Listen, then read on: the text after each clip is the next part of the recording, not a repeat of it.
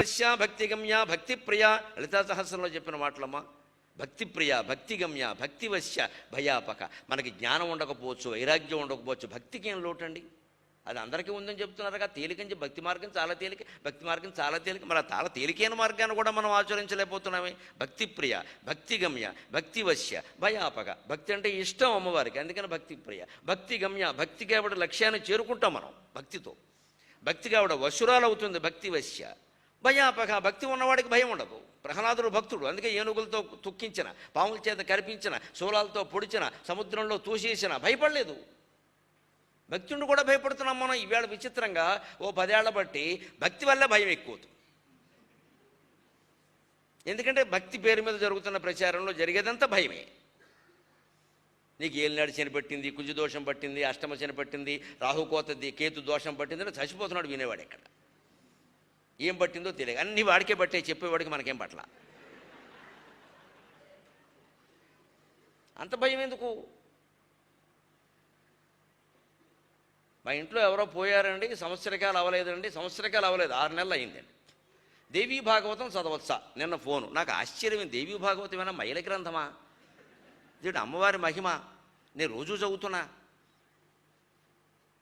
సంవత్సరకాలు అవ్వలేదుట, అదేమిటిది? సంవత్సరకాలు అవ్వకపోతే చదవడానికే టికెట్ తీసుకుంటుంది అమ్మవారు వచ్చి. మెయిల్లో ఉండగా చదివేమని. మెయిల్ ఎంత ఘోరమా, మనుషులు ఎవరో పోరా. మనకి నమ్మకాలు ఎలా వచ్చేయండి? అంటే మనిషి పోయినప్పుడు చేసేటువంటి అపరకర్మలు ఎలా అయిపోయాయంటే మన విపరీతంగా భయపడుతున్నాయి. ఇవి మన ఇంట్లో జరగడం కాదు, ఎవరింటోనన్నా జరిగితే మనం హాజరైతే మన ఇంట్లో ఏదో జరిగిపోతుందేమో. ఈ మధ్యన మా పిల్ల పెళ్లి చేసాం, అందుకని మేము వాళ్ళ ఇంటికి వెళ్ళాం. అదేమిటమ్మా? శుభకార్యానికి పిలిచినా మనం వెళ్ళకపోయినా తప్పు లేదండి.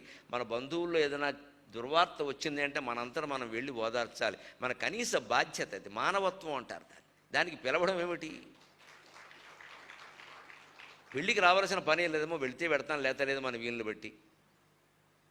ఏదైనా అనుకోంది జరిగితే ఖచ్చితంగా వెళ్ళాలని, లేకపోతే బంధుత్వానికి అర్థం లేదు. ఇంకా తగ్గిన వాళ్ళం మనం కూడా ఓదార్చకపోతే ఎవరు ఓదారుస్తారు వాళ్ళని?